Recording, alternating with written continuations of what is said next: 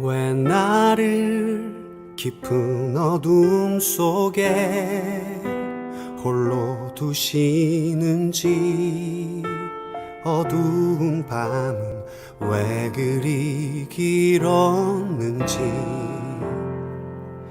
나를 고독하게, 나를 낮아지게, 세상 어디도 기댈 곳이 없게 하셨네.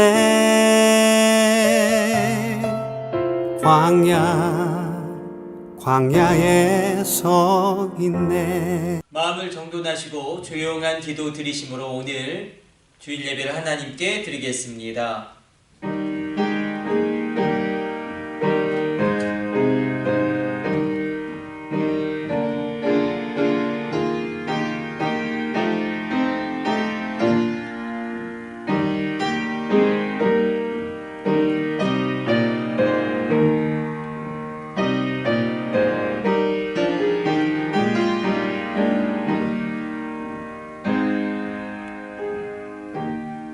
하나님은 영이시니 예배하는 자가 신령과 진정으로 영과 진리로 예배할지니라. 하나님, 오늘도 이 예배 가운데 큰 은혜를 부어 주옵소서. 이 모든 것을 우리 주 예수님의 이름으로 기도드립니다. 아멘. 다 같이 일어나셔서 교동문 82번 교독하도록 하겠습니다.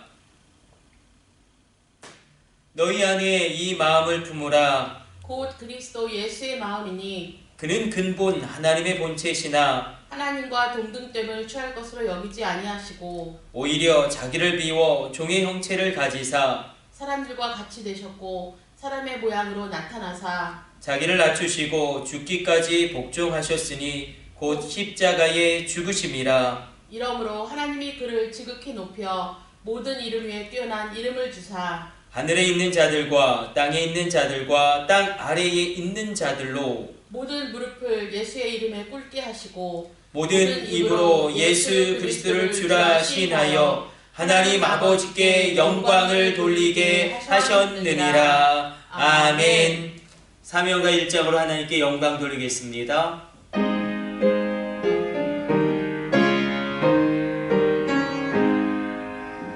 만복의 근원 하나님, 온 백성 찬송 드리고 저 천사여 찬송하세. 찬송 성금 성자 성령. 아멘. 사도신경으로 신앙을 고백합니다. 나는 전능하신 아버지 하나님 천지의 창조주를 믿습니다. 나는 그의 유일하신 아들 우리 주 예수 그리스도를 믿습니다. 그는 성령으로 잉태되어 동정녀 마리아에게서 나시고 본디오 빌라도에게 고난을 받아 십자가에 못 박혀 죽으시고 장사된 지 사흘 만에 죽은 자 가운데서 다시 살아나셨으며 하늘에 오르시어 전능하신 아버지 하나님 우편에 앉아 계시다가 거기로부터 살아있는 자와 죽은 자를 심판하러 오십니다. 나는 성령을 믿으며 거룩한 공교회와 성도의 교제와 죄를 용서받는 것과 몸의 부활과 영생을 믿습니다. 아멘. 앉으셔서 기도하겠습니다.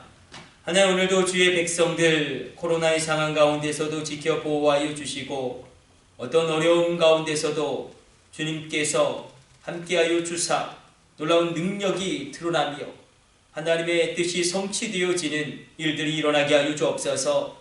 우리 자녀들 주님께 맡겨 드립니다. 하나님, 특별히 우리의 초등학교 아이들 코로나 가운데 학력 격차 발생하지 아니하도록 하나님의 지혜를 부어주시고 균형 잡힌 성장하게 하여 주시고 우리 중학교 고등학교 아이들 젊은 날의 창조자 하나님을 체험하는 놀라운 전인격적인 살아계신 하나님을 체험케 되어지는 성령 충만의 역사 일어나게 하여 주옵소서. 우리 젊은이들이 꿈을 꾸고 환상을 보며 나아가게 하여 주시고 저들의 진로와 미래와 결혼과 모든 길을 주님이 친히 동행하여 주시며 열어주사 믿음의 역사 일어나게 하여 주옵소서. 군대에 있는 우리의 아들들을 주님이 불꽃 같은 눈동자로 호위하여 주시며 천군 천사 동원하여 지켜주시며 강권적으로 주님이 책임져 주옵소서. 주님, 기도하옵기는 해외에 있는 우리의 성도님들, 우리의 자녀들, 또 선교사님을 위하여 기도합니다. 주님의 날개 아래 품어주시며 어떤 상황에서든지 공급하여 주시고 놀라운 은혜로 살아계신 하나님 입증되어진 놀라운 인생 살아가게 하여 주옵소서. 이 모든 것을 우리 주 예수님의 이름으로 기도드립니다. 아멘. 주님 가르쳐 주신 기도 올려드립니다.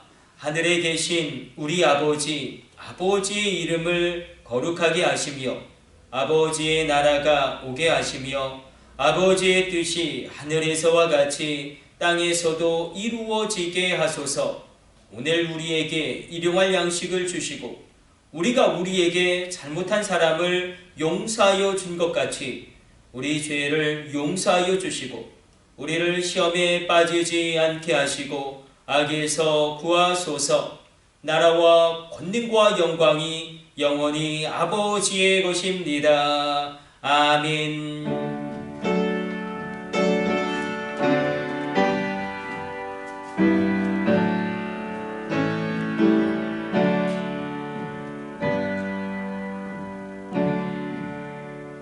찬송가 445장 찬송 드리면서 봉헌하는 시간 갖도록 하겠습니다.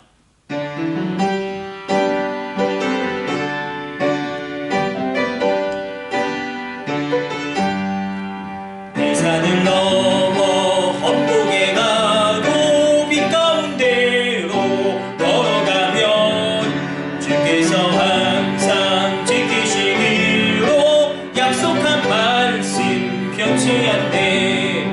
하늘의 영광 나의 맘속에 참으로 넘쳐 할렐루야를 힘차게 불러 영원히 주를 찬양하리. 캄캄한 밤에 다닐지라도 주께서 나의 길 되시고 나에게 밝은 빛이 되시니 길 잃어버릴 염려 없네. 하늘의 영광 나의 맘속에 참으로 넘쳐 할렐루야를 힘차게 불러 영원히 주를 찬양하리. 광명한 태음이 마음에 받아 찬란한 천국 바라보고 할렐루야를 힘차게 불러 날마다 빛에 걸어가리. 아멘. 하늘의 영광 나의 맘속에 참으로 넘쳐 할렐루야를 힘차게 불러 영원히 주를 찬양하리. 님을 위해서 기도하겠습니다. 하나님, 주님 앞에 나올 때 귀한 추일원금 추정원금으로 예물을 드린 손길과 가정들이 있습니다. 이 귀한 예물을 아름답고 놀랍게 사용하여 주옵소서. 주님, 온전한 11조를 구별하여 드림으로 신앙을 고백하며 나가는 손길과 가정들이 있습니다. 11조를 드린 손길과 가정 가운데 하늘의 온천의 복과 땅의 기름진 복으로 함께하여 주시며 복의 근원되어 열국과 열방 가운데 축복의 물줄기를 흘려보내게 하여 주옵소서. 경제의 주권 있게 하여 주시고 바다의 재물과 땅의 보물과 하늘의 원천의 모든 것들을 사용할 수 있는 놀라운 경제의 주권으로 함께하여 주옵소서. 주님, 귀한 방송 선교의 힘을, 해외 선교의 힘을 구별하여 드린 손길과 가정들이 있습니다. 귀한 선교의 힘을 통하여 복음이 확장되어지고 주님의 교회가 살아나며 수많은 영혼 구원이 이루어질 때마다 이 귀한 방송 선교의 힘을, 해외 선교의 예물을 드린 손길과 가정들, 그 자녀들을 권념하여 주옵소서. 주님, 감사의 제목을 담아, 기도의 제목을 담아, 일천번죄의 제목을 담아 예물을 드린 손길과 가정들이 있습니다. 하늘문이 열려지게 하여 주시며 감사할 것이 더욱더 넘쳐나도록 책임져 주옵소서. 이 모든 것을 우리 주 예수님의 이름으로 축복하며 기도드립니다. 아멘. 오늘 우리에게 주시는 하나님의 말씀은 사도행전 27장 21절로 25절까지의 말씀입니다. 같이 합독합니다. 여러 사람이 오래 먹지 못하였음에 바울이 가운데 서서 말하되 여러분이여 내 말을 듣고 글에 대해서 떠나지 아니하여 이 타격과 손상을 면하였더라면 좋을 뻔하였느니라. 내가 너희를 권하노니 이제는 안심하라. 너희 중 아무도 생명에는 아무런 손상이 없겠고 오직 배뿐이리라. 내가 속한 바 곧 내가 섬기는 하나님의 사자가 어젯밤에 내 곁에 서서 말하되 바울아 두려워하지 말라. 내가 가이사 앞에 서야 하겠고 또 하나님께서 너와 함께 항해하는 자를 다 내게 주셨다 하였으니 그러므로 여러분이 안심하라. 나는 내게 말씀하신 그대로 되리라고 하나님을 믿노라. 아멘. 코로나에 한복판 가운데 또 명절을 지난 우리의 삶 가운데 하나님 주신 말씀 청중하기를 원합니다. 올해도 어김없이 이 민족의 명절 설을 맞이하여 많은 부부들이 갈등을 겪게 됩니다. 신종 코로나 바이러스로 말미암아 명절 모임 규모가 축소되었음에도 불구하고 이 부부 간의 갈등, 가족 간의 갈등, 며느리와 시어머니의 갈등은 여전할 것입니다. 지난 추석 플랫폼인 사람인이 성인 3,033명을 대상으로 실시한 이 명절 스트레스 그런 여부조사에 따르면 응답자의 77.3%에 해당하는 사람들이 코로나로 말미암아 어디에 가지 않으니 집에 있으니 오히려 스트레스가 줄었다라고 답했다라는 것입니다. 이번 명절, 설 연휴 그리고 많은 젊은이들은 오히려 사적 모임 제한이 4인에서 6인으로 완화된 것이 오히려 갈등의 씨앗이 되었다라고 여기고 있다라는 것입니다. 추석이나 설 명절 이후에 이혼이 급증한다는 언론 보도를 우리는 종종 접하게 됩니다. 명절이 아닌 가슴이 멍드는 멍절이다 할 정도로 이 설이나 추석이 명절이 아니라 이 가슴이 멍이 들 정도로 서로 갈등이 증폭되어지는 시간이 되기도 합니다. 이 명절을 전후해서 특별히 부부간의 갈등이 폭발하는 경우가 많다고 합니다. 결혼 생활 내내 특별한 대립 없이 살다가도 서로 소홀해지는 그런 부분들이 명절을 도화선으로 아주 조그마한 사건을 기점으로 폭발하는 경우가 있습니다. 긴 시간 귀성과 귀경길을 버텨내야 되고 명절 음식을 준비하는 이 부인들, 여자들의 스트레스도 만만치 않고 남편들도 처가의 갈등이 있죠. 비교당하는 것, 그것이 굉장히 싫다고 이야기합니다. 또 만약에 시댁에만 가고 친정에 가지 않으면 여자들의 마음이 정말로 폭발하는 것이고 이런 모든 상황들 서로 간에 따뜻한 말 한마디가 필요하고 미리 충분히 상의하고 명절의 계획을 시간도 구체적으로 잡아야 하는데 또 남의 집과 비교하는 일은 절대 해서는 안 되는데 이게 말처럼 쉬운 것이 아닙니다. 더더군다나 우리는 여러분들도 이 명절 잘 보내셨습니까? 제사의 문제가 여러분들 가정 가운데 해결되어지셨습니까? 이 제사라는 거대한 영적 전쟁이 있습니다. 우리는 믿음의 깊은 정체기를 겪을 수 있습니다. 하나님이 우리에게 그러므로 오늘 주시는 이 말씀을 우리가 붙잡고 그 말씀을 우리 삶 가운데 적용하기를 원합니다. 자, 오늘 설교를 들으시면서 세 가지 단어를 마음에 깊이 간직하고 함께 설교를 한번 따라와 보시면 좋을 것 같습니다. 세 가지 단어를 끊임없이 기억해 주십시오. 생각, 성령, 그리고 하나님의 음성. 오늘 설교는 첫 번째, 두 번째, 세 번째 이렇게 큰 기둥을 세우고 하는 설교가 아니라 하나님의 음성을 내가 어떻게 오늘날에도 나의 일상생활 가운데서도 들을 수 있는가? 이 한 가지 주제만을 향하여 달려가는 원포인트 설교입니다. 저의 개인적인 경험입니다. 3년 전에 우리 교회의 미래를 놓고 심각하게 기도한 적이 있습니다. 도대체 우리 참사랑교회는 어디로 향해야 할 것이냐?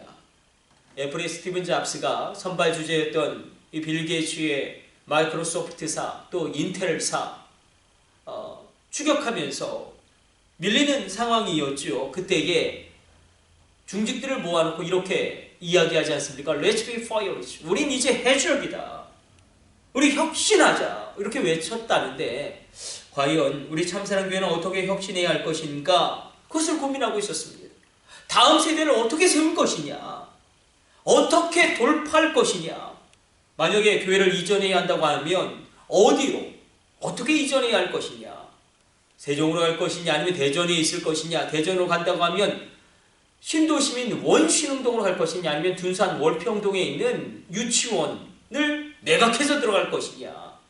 아니면 앞으로 7년 안에 대략 1만 세대의 입주가 예정되어져 있는 이 목동과 춘천과 이 용운동 이 구역으로 갈 것이냐?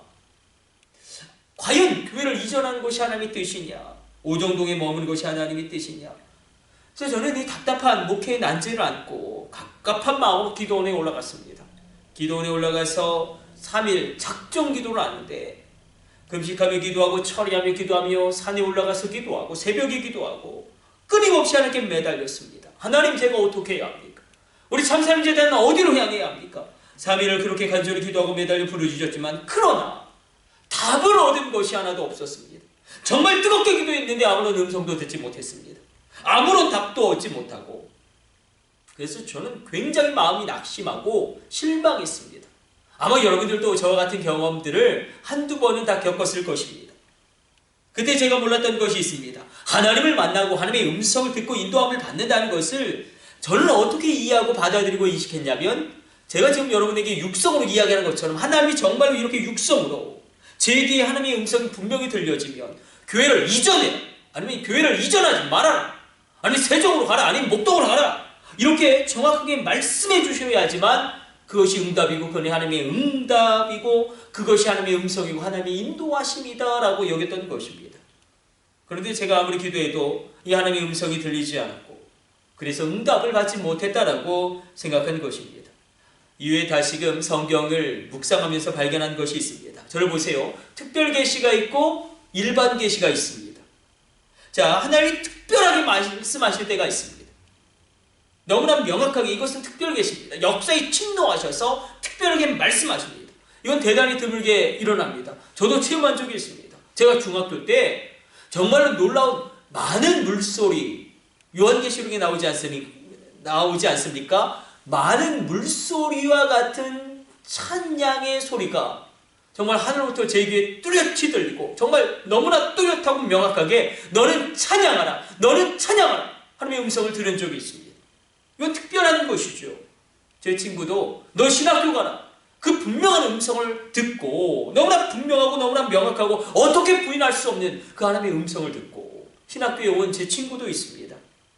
그러나 또 일반 계시가 있습니다. 이건 우리가 일상 가운데 늘 체험할 수 있는 것이죠. 자, 또 다른 측면에서 특별 계시는 하나님이 말씀이라는 성경을 주시기 전에 행하신 특별한 행동이라고 한다면 일반 계시는 그렇겠지요. 하나님의 말씀인 성경이 우리에게 주어진 후에 성령님이 우리 안에 계셔서 이 말씀을 통하여 역사하시는 하나님의 구원 행동일 것입니다. 따라서 특별 계시는 성경이 오기 전에 또 하나님이 역사에 침노하신 아주 특별한 때에 일어나는 직접 육성으로 말씀하시는 사건이라면, 일반 계시는 우리에게 이미 주어진 하나님의 말씀인 성경을 통하여 그 말씀 가운데 내 심령 가운데 있는 성령을 감동하셔서 하나님이 말씀하시는 것일 것입니다. 그러므로 내 안에 하나님의 말씀이 심겨져 있고 내 안에 성령님이 내주하실 때에 우리는 이 두 가지의 상황 가운데 하나님이 우리를 찾아오셔서 우리에게 말씀하시고 우리로 도전하게 하시고 우리로 위로하게 하시고 우리에게 용기를 주시는 것이 생각을 통해서도 올 수 있음을, 그 생각이 하나님의 말씀일 수도 있음을, 그 생각이 하나님의 음성일 수도 있음을 우리가 성경을 통하여 붙잡기를 원합니다. 어디 기록되어져 있습니까? 요한복음 14장 26절 말씀 이렇게 기록되어져 있습니다. 같이 합독합니다. 보혜사 곧 아버지께서 내 이름으로 보내실 성령, 그가 너희에게 모든 것을 가르치고 내가 너희에게 말한 모든 것을 생각나게 하시리라. 두 가지 단어가 등장하고 있죠. 주님의 말씀을 성령님이 생각나게 하신다. 보혜사, 돕는 분, 파라클레토스 성령님이 우리를 어떻게 도우시느냐? 말씀이 생각나게 하심으로 우리를 돕는다. 우리 안에 내주하시는 성령님이 우리로 말씀 가운데 생각나게 하십니다. 다르게 말하면 내 안에 드는 생각이 바로 하나님의 말씀일 수 있다는 것입니다.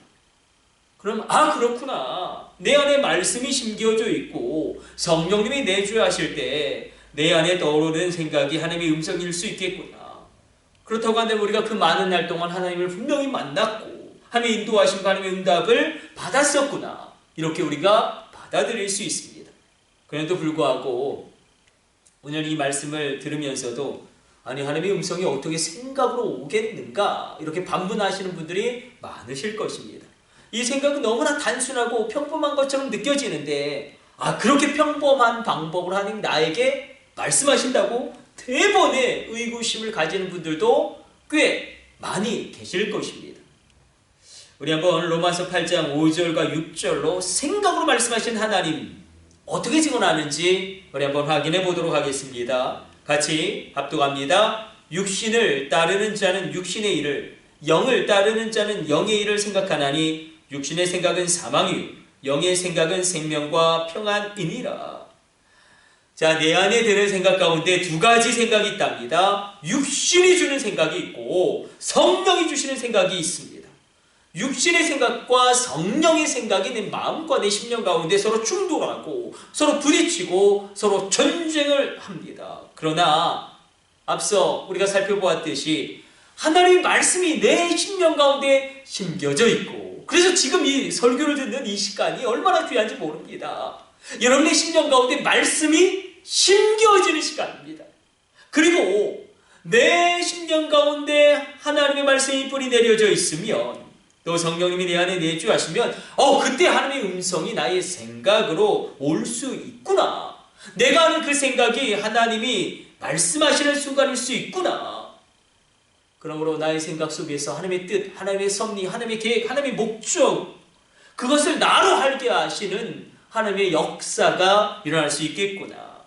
우리가 이렇게 말씀 가운데 붙잡을 수 있습니다. 하나님은 에스겔서에서 성령님을 보내주실 것을 약속하시면서 성령님이 어떻게 우리를 도우실지 분명하게 말씀하십니다. 에스겔 36장 26절 27절로 이렇게 기록되고 있습니다. 또 새 영을 너희 속에 두고 새 마음을 너희에게 주되 너희 육신에서 굳은 마음을 제거하고 부드러운 마음을 줄 것이며 또 내 영을 너희 속에 두어 너희로 내 율례를 행하게 하리니 너희가 내 규례를 지켜 행할지라. 새 영을 너희 속에 두고, 그렇다면 여기서 새 영은 무엇입니까? 그렇죠, 성령님입니다. 그러면 새 마음을 내가 너희에게 주겠다. 새 영인 성령님을 너희 심령 안에 두고 새 마음을 내가 너희에게 주겠다. 그럼 여기서 새 마음은 무엇일까요? 영어로는 new heart로 번역했고 히브리 원어로는 림보죠. 이것이 바로 새로운 생각입니다. 너희 안에 새 영, 성령님을 두고 새로운 마음, 새로운 생각을 너희에게 주므로 너희를 도울 것이고 너희 안에 계신 새로운 성령님이 너희로 말씀을 행하게 하실 것이다. 말씀으로 살아갈 수 있게 할 것이다. 되게 할 것이다. 억지로 하는 게 아니라 그냥 되어지게 할 것이다. 여러분, 성령님이 주시는 새로운 생각이 있답니다. 오늘 이 아침 성령님이 주시는 새로운 생각을 붙드시기를 성부, 성자, 성령의 이름으로 축원해 드립니다. 하나님의 성령을 통해서 우리에게 새로운 생각을 부어주신다. 그것이 하나님의 역사라는 것입니다. 그것이 하나님의 응답의 순간이라는 것입니다. 그것이 하나님의 인도하시는 인도하심의 충칭이라는 것입니다. 하나님의 생각으로 역사하실 수 있다. 이것을 우리가 분명하게 붙잡으면 이제 우리는 오늘 바울이 들었던 하나님의 음성을 들을 수 있습니다. 하나님을 만나서 담대해진 것처럼 담대해질 수 있습니다. 오늘 하나님 우리에게 말씀하십니다. 담대하라. 바울이 하나님의 음성을 듣고 용기를 얻은 것처럼 우리는 용기를 얻을 수 있습니다. 생각은 이렇게 우리가 표현할 수 있겠죠. 내 안에 계신 예수님과 내가 대화하는 것입니다. 내 안에 계신 예수님과 대화하는 것이 생각이라면 이제는 이것을 우리가 훈련하고 연단받아야 합니다. 어떤 일이 일어날 때 내 안에 계신 주님께 물어보는 것입니다. 주님, 어떻게 하면 될까요? 어떻게 이야기하면 지혜롭게 말하는 것일까요? 이 순간에 하나님이 원하시는 것은 무엇입니까? 이렇게 묻는 것입니다. 그리고 그때 떠오르는 생각을 붙드는 것입니다. 이것이 우리가 예수님을 믿고 새롭게 체험하고 열려져야 할 새로운 영적 세계입니다. 어떻게 해야 할지 모를 때 주님 저에게 지혜를 주옵소서. 주님 원하시는 것을 저로 알게 하여 주옵소서. 주님, 주님의 생각을 제게 부어주셔서 주님 제가 무엇을 하기를 원하시는지 제가 분명히 알게 하여 주옵소서. 이렇게 기도하면서 그때 드는 생각을 붙잡고 나가는 것입니다. 그것이 주님의 인도함을 받는 구체적인 방법입니다. 바울이 주님의 음성을 들었고 주님의 인도하심을 받았다. 이것이 바울에게만 임한 특별 계시가 아니라 우리가 일상생활에서 날마다 누리고 날마다 경험할 수 있는 일반 계시가 되어져야 한다. 그래서 우리가 그것을 붙드는 것입니다. 그래서 함께 하나님이 말씀하신 것을 나누자고 하면 주님이 나에게 말씀하신 것을 이야기해 보라고 이야기할 때에 매번 똑같이 수십 년 전의 그 사건을 일생에 한 번 있는 것처럼 이야기하는 것이 아니라 우리 일상에서 나날이 체험할 수 있는 하나님의 음성을 듣는 그 놀라운 체험이 우리 가운데 일어나게 되시기를 다시금 축복해 드립니다. 우리 일상 가운데 찾아오셔서 만나주시고 말씀하신 하나님이 지금도 말씀하시는데 사도 바울은 하나님으로부터 두 가지 분명한 음성을 듣습니다. 이 두 가지 음성, 하나님의 말씀 가운데 성령님이 주시는 생각 가운데 이 두 가지 음성을 우리도 오늘 이 아침 듣기를 원합니다. 첫 번째, 하나님이 사도 바울에게 주시는 음성, 그리하여 나에게 오늘 이 아침에 주시는 음성은 오늘 본문 사도행전 27장 23절로 24절까지의 말씀입니다. 이렇게 기록되고 있습니다. 내가 속한 바 곧 내가 섬기는 하나님의 사자가 어젯밤에 내 곁에 서서 말하되 바울아 두려워하지 말라. 내가 가이사 앞에 서야 하겠고 또 하나님께서 너와 함께 항해하는 자를 다 내게 주셨다 하였으니 바울아 두려워하지 마라. 너는 죽지 않는다. 유라 글로 광풍이 너를 죽일 수 없다. 너는 로마 황제 가이사 앞에서 나를 증언하게 될 것이다.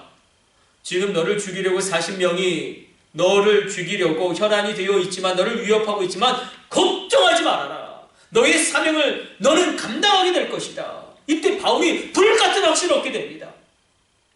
바울은 지금 자기가 처한 이 고난의 상황으로 말미암아 이곳에 있는 사람들에게 복음을 전할 수 있는 좋은 기회가 될 수 있겠구나. 너와 함께 항해하는 자를 내가 다 너에게 줄 것이다. 하나님 말씀하시지 않았는가? 또 로마에 가서 복음을 전할 좋은 기회가 될 수 있겠구나. 우리도 떨지만 바울도 떨었답니다. 우리처럼 두려워 떨고 있었답니다. 왜냐하면 바울은 크게 두 가지 두려움이 있었죠. 사람에 대한 두려움이 있었습니다. 그를 죽이기 전에는 먹지도 마시지도 자지도 않겠다라고 맹세한 40명의 사람들이 있었습니다.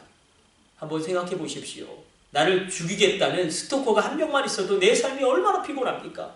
40명이 나를 죽이기 전에는 먹지도 마시지도 않겠다. 칼을 갈고 내 주변을 정말로 조여온다면 심장이 턱턱 막히지 않겠습니까?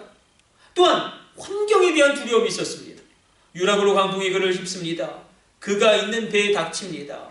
14절로 얼마 안 되어 섬 가운데로부터 유라굴로라는 광풍이 크게 일어나니 또 해와 별이 보이지 않습니다. 아무것도 보이지 않습니다. 20절로 여러 날 동안 해도 별도 보이지 아니하고 큰 풍랑이 그대로 있음에 구원의 여망마저 없어졌더라. 바울도 두려워했답니다. 바울도 떨었답니다. 그때 하나님의 음성을 듣습니다. 바울아 두려워하지 말아라. 내가 가이사 앞에 서야 하겠고 또 하나님께서 너와 함께 항해하는 자를 다 너에게 주셨다 하였으니 두려워하지 말아라. 담대하라. 그런데 여기서 놀라운 표현이 발견됩니다. 내가 가이사 앞에 서야 하겠고에서 헬라어 원어가 데이가 쓰이는데 이건 굉장히 독특한 표현이고 강력한 표현입니다. 반드시 내가 너로 이것을 행하게 하겠다라는 하나님의 의지적인 표현이 인격적으로 드러난 그런 표현이 쓰이고 있습니다. 너는 반드시 로마의 가이사 앞에 서게 될 것이다. 내가 너로 그렇게 이끌어 갈 것이다. 두려워하지 말아라. 내가 너로 그 사명을 감당하게 할 것이다. 오늘 우리가 이것을 특별하게 붙잡기를 원합니다. 하나님이 부르셨다면 감당할 능력도 주실 줄로 믿습니다. 이것을 믿으십시오. 이 하나님의 음성을 들으십시오. 바울은 이 하나님의 음성을 붙잡습니다. 두 번째 음성이, 그가 들었던 음성이 22절에 등장합니다. 오늘 이 음성을 우리도 내 안에 계신 성령으로 말미암아 우리의 생각 가운데 듣기를 원합니다. 22절 말씀 이렇게 기록되고 있습니다. 내가 너희를 권하노니 이제는 안심하라. 너희 중 아무도 생명에 아무런 손상이 없겠다. 우리 25절도 읽습니다. 그러므로 여러분이 안심하라. 나는 내게 말씀하신 그대로 되리라고 하나님을 믿노라. 바울이 뭐라고 이야기합니까? 다친 세계에서 풍랑을 만나 다 죽게 되었다 할 때 절망하는 사람들에게 무엇이라 이야기합니까? 안심하라. 우리는 죽지 않는다.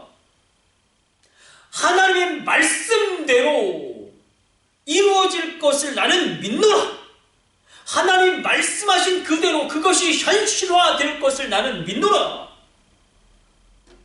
사실 퓨리아는 배 안에 있던 사람들의 가장 무서운 적은 유라굴로 광풍도 아니었고 또 17절에 나오는 깊은 모래 수렁도 아니었습니다.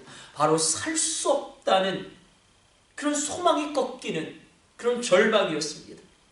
혹시 여러분들도 지금 유라굴로 광풍 가운데 계십니까? 우리가 고난이 우리 가운데 찾아올 때가 있습니다. 그냥 오는 고난이 있습니다. 유라굴로 광풍은 예수를 믿는 우리에게도 얼마든지 옵니다. 이상하게도 그러나 그 광풍 속에서 우리는 하나님의 깊은 섭리와 목적을 발견하게 됩니다. 초대교구 어거스틴이 하나님의 도성 더 시티 오브 갓이라는 책을 썼습니다. 이 책을 쓰게 된 동기는 무엇이냐면 주 313년에 이 콘스탄틴 로마의 황제가 밀라노 침략을 선포하고 이제 우리가 하나님만을 믿겠다라고 로마를 기독교 국교로 선언하고 만듭니다. 이제는 핍박 없이 예수를 믿게 된 것입니다. 우리가 예수님만을 믿겠다고 공식적으로 온 국가가 선언하고 선포하고 결단한 것입니다. 갑자기 동쪽에서 야만족들이 쳐들어옵니다. 게르만족들이. 그래서 로마를 완전히 쑥대밭으로 만듭니다. 그때에 어거스틴의 고민은 이겁니다. 우리가 예수님만 믿겠다고 선포했는데 하나님만 섬기겠다고 외쳤는데 왜 야만족들이, 게르만족들이 로마를 침략하느냐? 도대체 하나님 무엇을 하고 계시냐?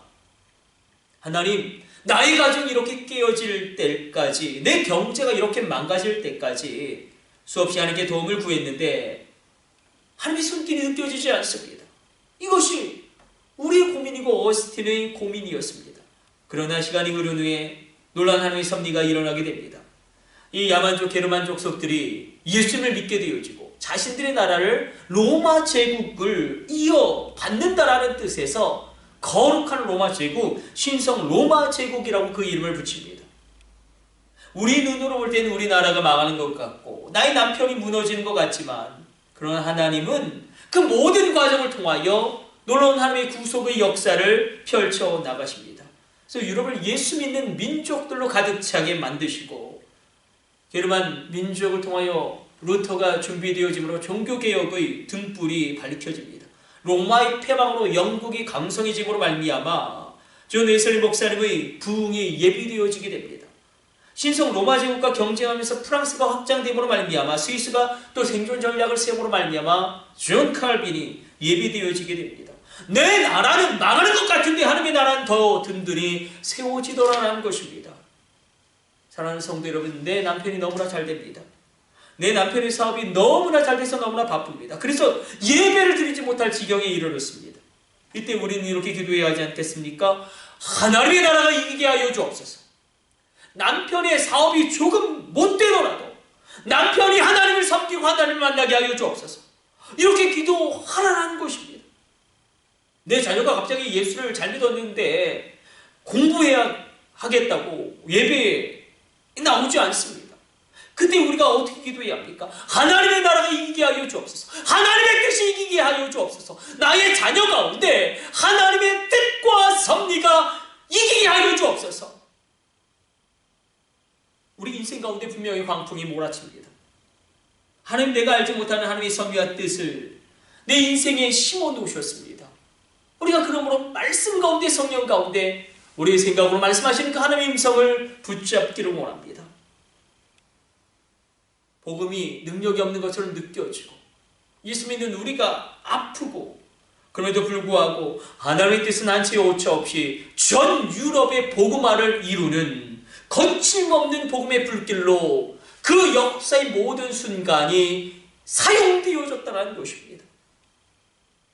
특별한 고난의 때에 특별하게 주신 하나님의 음성을 우리 안에 계신 성령으로 말미암아 말씀으로 말미암아 우리의 생각 가운데 주시는 그 하나님의 음성을 우리가 붙잡고 적용하기를 원합니다. 안심하라, 너는 죽지 않는다. 우리 가정이 어려운 일에 닥칠 때에 믿음의 제사장이 외치는 겁니다.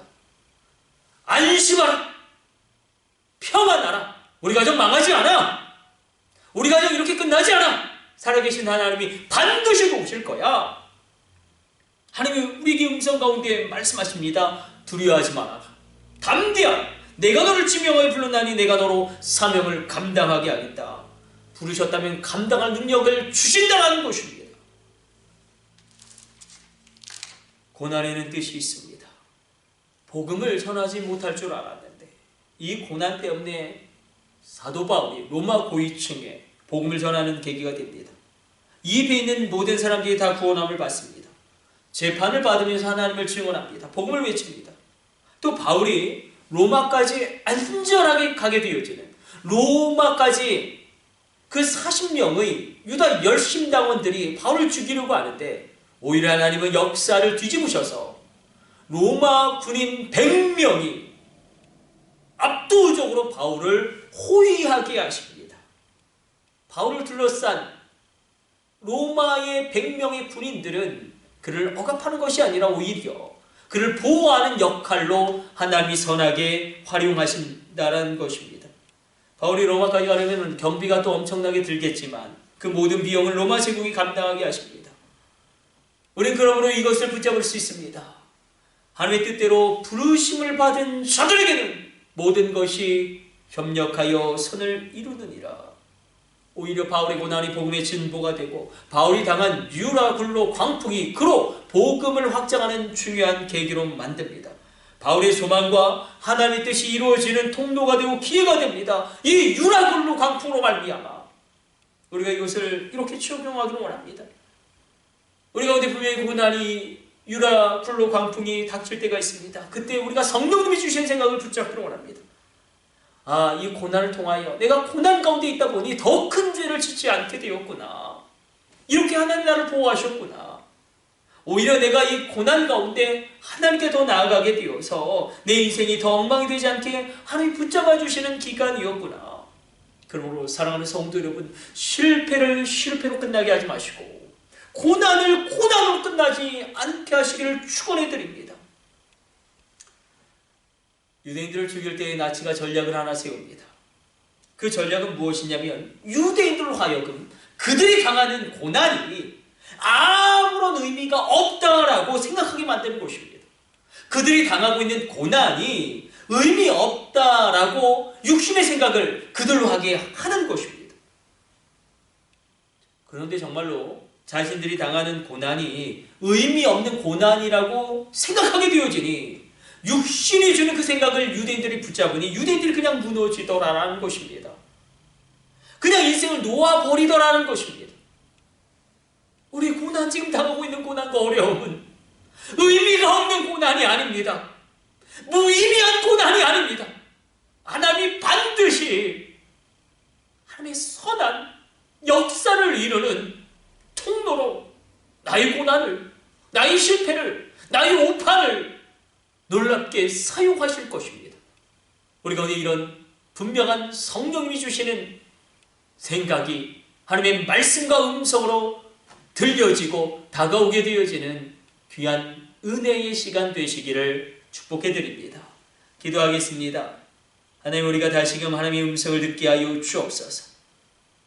우리 가운데 심겨진 말씀 안에서 성령으로 말미암아 생각 가운데 주신 하나님의 음성을 듣고 붙잡게 하여 주시고 우리 삶을 그렇게 인도하신 하나님의 인도하심에 맡겨버리며 적용하며 나가게 하여 주옵소서. 이 모든 것을 우리 주 예수님의 이름으로 기도드립니다. 아멘. 축도로 오늘 예배 모두 마치겠습니다. 이제는 우리 주 예수 그리스도의 놀라운 구속의 은혜와 독생자를 아낌없이 내어주신 하나님 아버지의 극진하신 사랑하심과 성령님의 감동하심이 오늘 예배드리는 모든 심령들 머리머리마다 이제부터 영원까지 함께 있을지어다. 아멘.